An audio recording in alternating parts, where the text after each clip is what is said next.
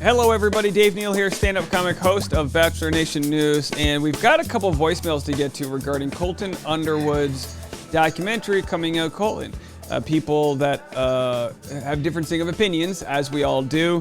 It's mainly in regards to the episode, I believe it was episode 4, where Colton comes out to his pastor in his Catholic church. Now, I don't know, you guys like me, I raised Catholic, didn't even know they called them pastors. I guess it's maybe the pastor is the head of the parish. I don't know. Either way, he's on the phone with this guy over here. And the guy goes, love the sinner, hate the sin. So the idea that people have within the church to still call it a sin, and they go, well, everyone's a sinner. We all sin. But it's like, well, the sinning of being a homosexual is different than not sinning at all, being a heterosexual. So the idea is that, by Colton's response to this whole conversation was feeling like he just doesn't belong in the church. And I believe he leaves the church. I don't know if he left it for good, to find an LGBTQI plus church, a gay-friendly church. And a lot of people have commented saying things like, wow, what a disgrace from the church community. But also other people have commented saying, well, if you don't like the rules, get out. Clearly raised by parents. You don't like my rules, you can move out. But while you live under my roof, that type of thing. So let's play your voicemails. Like I said, I got, I believe 4, maybe 5 voicemails here. Hey, Dave. This is Grace calling about the Colton documentary. Just wanted to say thank you for being such a big and honestly outspoken support for the community that I'm a part of, and opening up your lines for other people to share their stories. But personally, I think it's good to hear from LGBTQ people on this topic, because I'm not going to be watching this documentary. And it's really frustrating to always have our stories be focused on coming out. And then it's very traumatic to watch it happen again and again in every single LGBTQ program. It's just really traumatizing, especially seeing the clips that you posted in your story specifically. It was very traumatizing. As someone who came from a Catholic background, who've had things like this told to them their whole life, it's just really discouraging. And I understand why they keep playing this up in shows. Like you mentioned yourself that when you watched Queer Eye, it brought you to tears. Like, it's a very dramatic, heart-wrenching, heartstring pulling, makes you feel sympathetic and a lot of emotions kind of a situation. But I don't know if I would recommend, a lot of LGBTQ people watch this, because you kind of got to protect your heart first. And a lot of people haven't come out yet or have newly come out, and seeing a lot of, not acceptance towards that experience, even if it's just in the body language or the whole situation, is it puts an expectation like your friends had in our minds that we're going to get rejected, and that coming out has to be this big whole thing. And so I think that's just a different perspective on it, but obviously this is your job to report on the Bachelor stuff.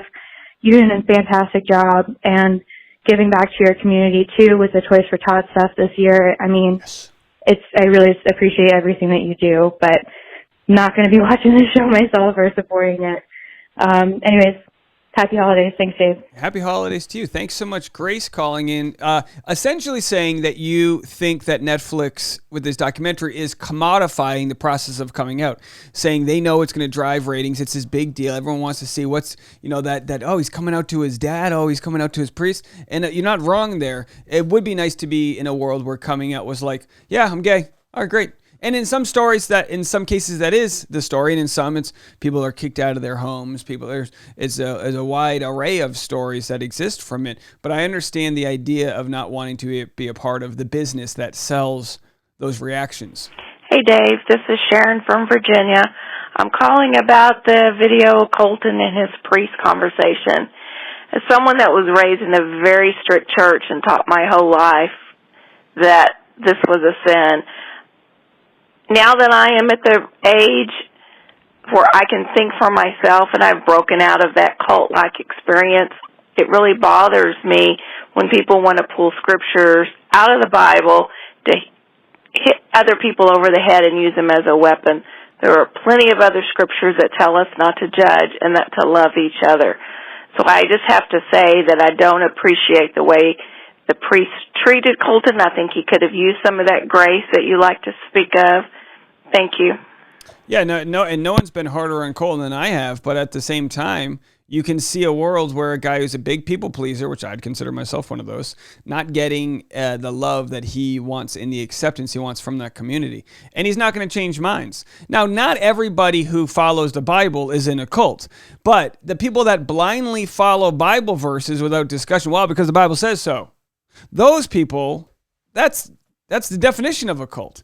So every sort of dissenting comment that I get from people from this topic seems to be from people that have been a part of the church. It's people that have seen that biases that exist there, and that blindness that exists about following the Bible, and in some cases, a Bible that's been translated sometimes with sinister motivations. We know that the word homosexual didn't appear in the Bible till some people have said the 1950s. So this whole conversation didn't exactly exist. It's almost like in a separate issue, but it's almost like a lot of the Confederate statues that went down. Oh boy, hold on, Dave. A lot of them weren't erected till the Civil Rights Movement as a way to intimidate. So it's one thing to have a Robert E. Lee statue, which obviously the Confederacy was a traitor and there was a war and they lost.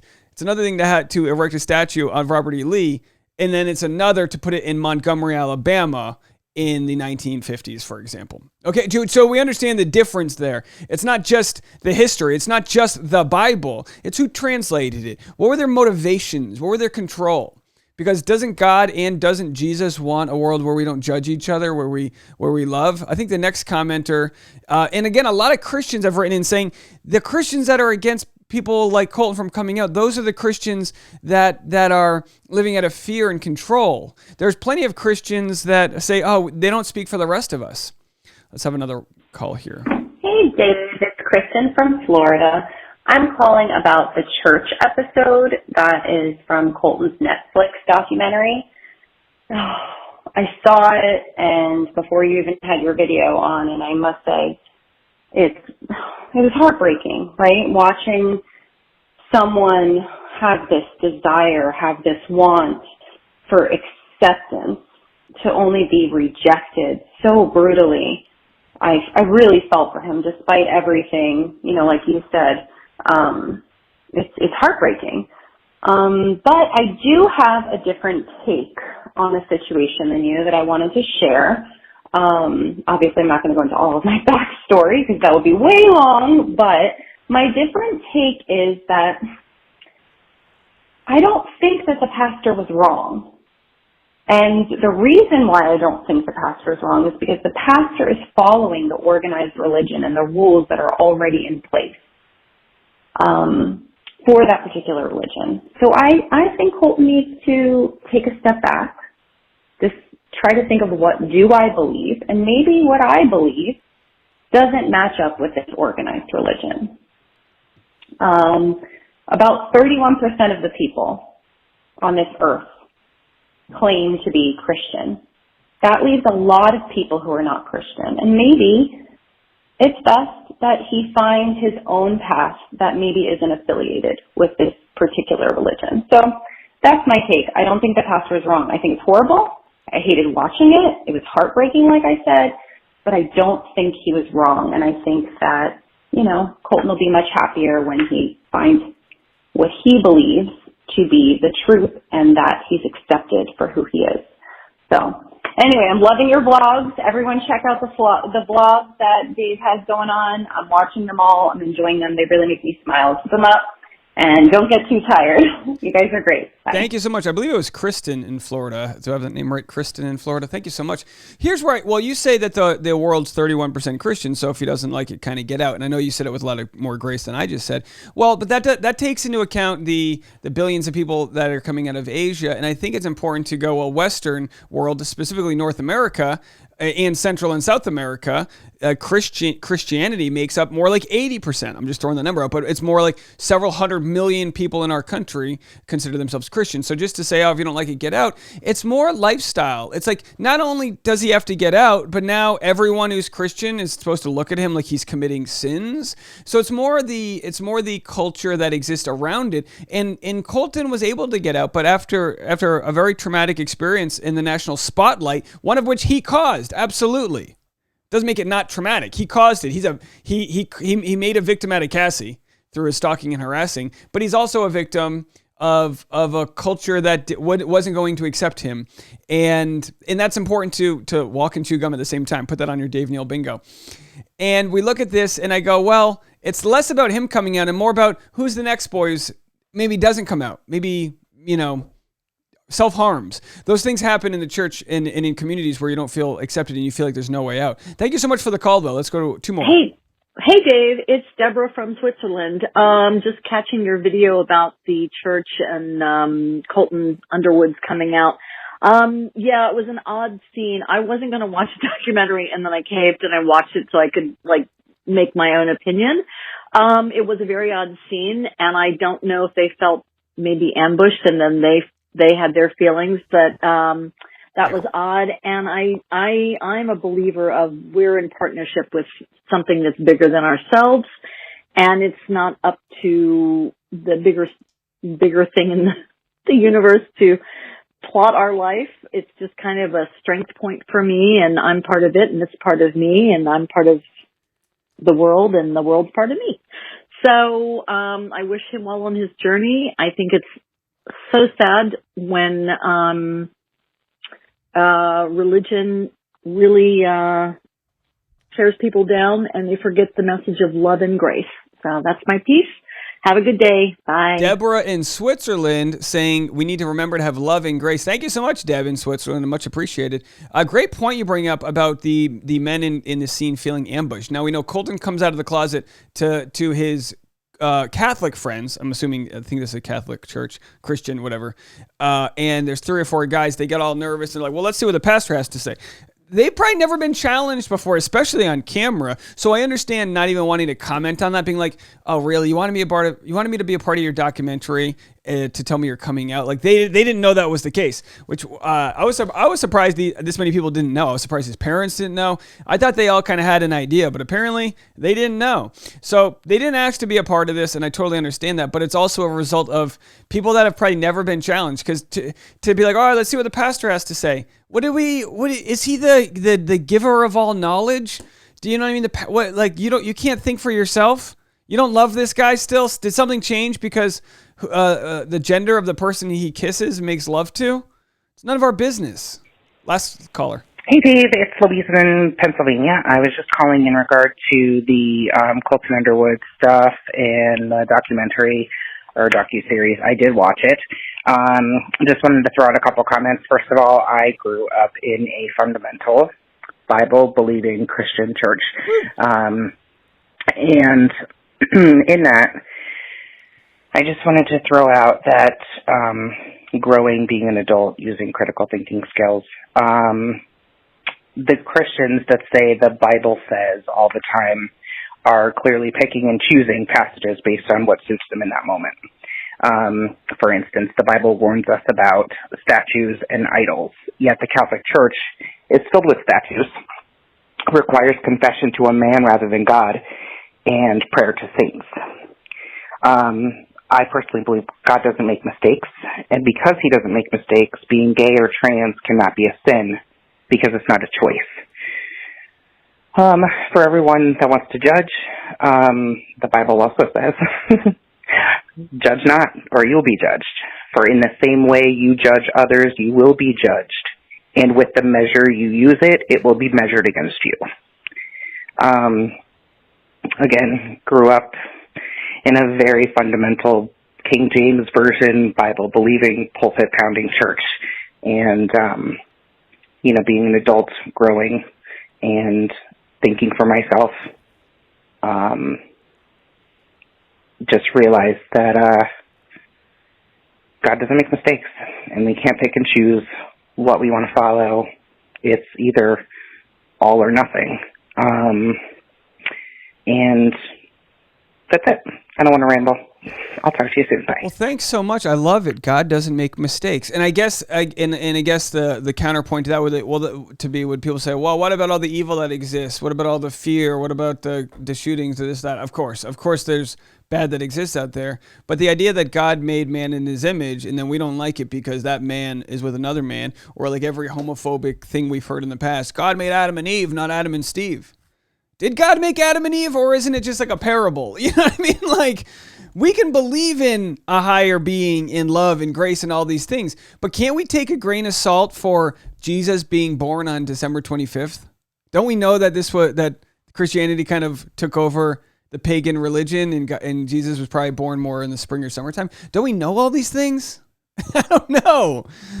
Does that make me less Christian to be like, well, I understand in the past with the Romans and other, kings that they would take over religions, that, one would be a Protestant and then they would switch to something else. And I understand that part of that was to control the people because you got to keep your people paying taxes and keep the royal family afloat. We know all this, right? We know that the pagans and other more earthy type spirituality religions were kind of looked down upon because we understand this, right? I don't know. I'm sure there's going to be people with comments that could object to any of these thoughts. I don't think it makes it. I don't think it makes the ideas of Christianity any less powerful. The true ideas of Christianity: loving your neighbor, having grace, doing good. And I think when we lead. And I'll just end on this. I think when we lead with doing good in this world, I think the power of positivity and the power of love trumps negative powers, fear. I think it's easier to divide people with fear. We look at our country and the political civil war that's happening. I think it's easy to divide people by fear of the unknown. But I do think that loving your neighbor and love always trumps all. I mean, you have so many examples of there's an example of a black man, I believe his name's Daryl, that became friends with a former KKK member. And just through the empathy of the KKK member, getting to know Daryl as like a classical jazz pianist, just through him getting to know one person who he was able to relate to, it broke down all these barriers of fear. And obviously the Christian church, Christianity as a whole, is a large, hundreds of millions, billions of people, right? So you're going to get the different fundamentalist movements. You're going to get movements that are very cult-like. You're going to get movements that are very much like purity culture, which can be very harmful to young people, and they hide behind the idea, well, the body's holy. You're not supposed to have sex till marriage. It's like, well, that's nice, but let's not shame young women and over-sexualize them at an age. You know what I mean? So how do we divide ourselves between the good aspects of religion, bringing together community, charity, loving your neighbor, and the negative aspects, the people that use it for their own motivations, for their own riches. Everything that's out there, every large anti-vax community that's out there uses religion to sell to their people. And that's why I criticize people that write books talking about their religion, because doesn't the Bible say you're not supposed to profit off your religion? You know what I mean? So, whenever we want to quote the Bible, we're just gonna resort back to being hypocrites, because there's always going to be a verse in there that makes us guilty for something that we're doing. So I think it's better off not to throw rocks while we live in this biblical glass house. All right, folks, let me know what you guys think. Leave a comment. We'll talk to you in a little bit. Voicemail line's always open. If you would disagree with me, feel free to call the line. I did not edit any of these voicemails. These are all the ones I received, and that's all I played. All right, bye, guys.